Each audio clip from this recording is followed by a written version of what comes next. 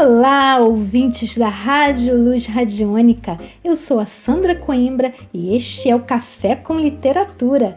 Sejam muito bem-vindos! Os nossos encontros serão semanais, sempre às quintas-feiras, às 17 horas na Rádio Web. E logo após, o programa ficará disponível no canal da Rádio Luz Radiônica no YouTube. Aproveitem e se inscrevam no canal para não perderem a nossa programação. Eu também tenho uma página no Instagram, que é o @leiturasliteratura, e um e-mail para contato, que é o sandra@leituraslitteratura.com.br. O meu objetivo com este programa é incentivar a leitura literária. Então, embarque com a gente nesse universo mágico que é a literatura.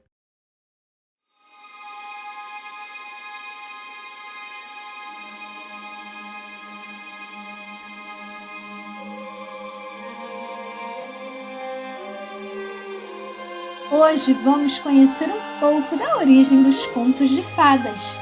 Eu já adiantei a vocês no programa anterior que os primeiros textos infantis foram adaptações de textos escritos para o público adulto.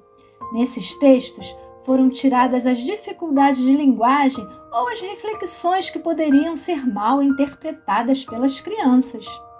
Na história, há registros que Cinderela já era contada na China durante o século XIX d.C. Muitas outras histórias também atravessaram os tempos e foram eternizadas há milênios, sinal da força do folclore dos povos. E isso a gente já falou bastante nos programas do mês de agosto, não foi mesmo? Bom, os contos de fadas falam de medos, de amor, de dificuldades, de carências, de autodescobertas, de buscas, de perdas. E cada conto tem o seu papel significativo. Se for retirado ou atenuado, irá impedir que o leitor ou ouvinte compreenda integralmente a história. E por que os contos de fadas resistem até hoje? Porque são envolvidos em um universo que chama a fantasia, partindo de uma situação real e lidando com emoções que qualquer um já pode ter vivido. Esse processo é mágico, vivido através da fantasia, do imaginário e sempre com as fantásticas intervenções, seja dos animais falantes como o lobo, ou da bruxa, ou das fadas, de reis, princesas e muitos outros.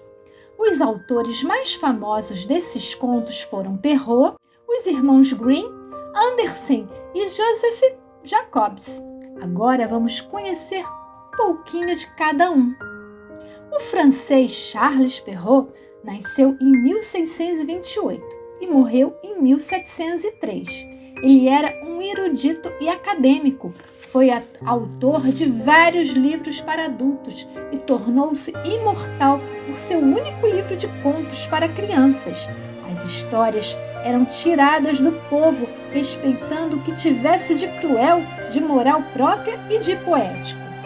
Alguns contos deles foram A Cinderela, Pele de Asno, O Gato de Botas, O Pequeno Polegar, Chapeuzinho Vermelho e Barba Azul, por exemplo. Os irmãos Grimm, Jacob, que nasceu em 1785 e morreu em 1863, e William, que nasceu em 1786 e morreu em 1859, foram estudiosos e pesquisadores. Eles viajavam por toda a Alemanha conversando com o povo para saber das lendas locais. O primeiro livro dos Grimm não foram para as crianças, não. Só alguns anos depois que William, preocupado com o estilo, usou o material fantástico de uma forma mais sensível. Dessa forma, voltaram-se para a fantasia, usando uma narrativa simples envolvida por uma atmosfera poética. Alguns contos deles são A Bela Adormecida, A Branca de Neve. Também há uma versão do Chapeuzinho Vermelho, que eu já contei no programa anterior, Rapunzel, João e Maria, entre outros. Já o dinamarquês Hans Christian Andersen, que nasceu em 1805 e morreu em 1875, foi um legítimo do ideário romântico cristão. Ele se baseava no folclore dinamarquês e inventava suas próprias histórias inspiradas em sua infância. Os contos de Andersen encantam pela emoção, pela fantasia e pelo lirismo. Alguns dos contos deles são A Roupa Nova do Imperador, O Patinho Feio, A Pequena Sereia, A Princesa e a Ervilha, entre outros. Joseph Jacobs, que nasceu em 1854 e morreu em 1916, era australiano e editor de revistas. Lançou coletâneas de fábulas e contos de fadas do mundo todo. Ele reuniu contos de fadas britânicos e contou também com a colaboração dos próprios leitores que os enviavam contos. Entre seus contos mais conhecidos estão João e o Pé de Feijão e a história que eu selecionei para hoje. Bem, a história é a história dos 3 porquinhos. Eu amava esse livro quando eu era criança. E ela está nesse livro que eu já citei no programa anterior, Contos de Fadas de Perrault, Green Andersen e outros da editora Zahar. Então, preparem aquele café que eu vou soprar, ou melhor, contar essa incrível história. A história dos 3 porquinhos. Havia uma velha porca que tinha 3 porquinhos e, como não tinha bastante para sustentá-los, mandou-os partir em busca da sorte. O primeiro que se foi encontrou um homem com um feixe de palha e disse a ele: "Por favor, homem, me dê esta palha para eu construir uma casa." O homem assim fez e o porquinho construiu uma casa com ela. Logo veio um lobo e bateu à porta e disse: "Porquinho, porquinho, deixe-me entrar." Ao que o porquinho respondeu: "Não, não, pelos fios da minha barba, aqui você não vai pisar." A isto o lobo respondeu: "Então eu vou soprar, eu vou bufar e sua casa arrebentar." E assim ele soprou e bufou e fez a casa ir pelos ares e comeu o porquinho. O segundo porquinho encontrou um homem com um feixe de tojo e disse: "Por favor, homem, me dê esse tojo para eu construir uma casa." O homem assim fez e o porco construiu a sua casa. Então apareceu o lobo e disse: "Porquinho, porquinho, deixe-me entrar." "Não, não, pelos fios da minha barba, aqui você não vai pisar." "Então eu vou soprar, eu vou bufar e sua casa arrebentar." E assim ele soprou e bufou e soprou e finalmente fez a casa ir pelos ares e devorou o porquinho. O terceiro porquinho encontrou um homem com um fardo de tijolos e disse: "Por favor, homem, me dê esses tijolos para eu construir uma casa." O homem deu-lhe então os tijolos e ele construiu sua casa com eles. Logo veio o lobo, como tinha feito com os outros porquinhos, e disse: "Porquinho, porquinho, deixe-me entrar." "Não, não, pelos fios da minha barba, aqui você não vai pisar." "Então eu vou soprar, eu vou bufar e sua casa arrebentar." Bem, ele soprou e bufou e soprou e bufou e bufou e soprou, mas não conseguiu pôr a casa abaixo. Quando descobriu que, por mais que soprasse e bufasse, não conseguiria derrubar a casa, disse: "Porquinho, sei onde há um belo campo de nabos." "Onde?" perguntou o porquinho. "Oh, nas terras do senhor Silva, e se estiver pronto amanhã de manhã, virei buscá-lo. Iremos juntos e colheremos um pouco para o jantar."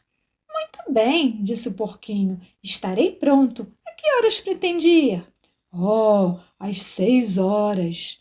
Bem, o porquinho se levantou às 5 e chegou aos nabos antes de o lobo chegar. Ele chegou por volta lá das 6. O lobo gritou: "Porquinho, está pronto?" O porquinho respondeu: Pronto, eu já fui e já voltei, e tenho uma bela panela cheia para o jantar. O lobo ficou muito irritado, mas pensou que conseguiria pegar o porquinho de uma maneira ou de outra. Assim disse: Porquinho, sei onde há uma bela macieira. Onde? Perguntou o porquinho. Lá no Jardim Feliz, respondeu o lobo. E se não me enganar, virei buscá-lo amanhã, às 5 horas, para colhermos algumas maçãs.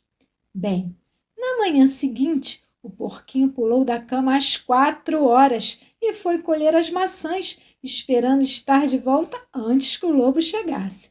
Mas o caminho era mais longo e ele teve de subir na árvore. Assim, bem no instante que ia descer lá de cima, viu o lobo se aproximar, o que, como você pode supor, o deixou muito apavorado. Ao chegar, o lobo disse: Mas como, porquinho? Chegou antes de mim? As maçãs são boas? São ótimas, disse o porquinho. Vou lhe jogar uma. Jogou-a tão longe que, quando o lobo foi apanhá-la, o porquinho saltou no chão e correu para casa. No dia seguinte, o lobo apareceu de novo e disse ao porquinho: Porquinho, há uma feira na aldeia esta tarde, você vai? Com certeza, disse o porco. Irei. A que horas estará pronto? Às 3, disse o lobo.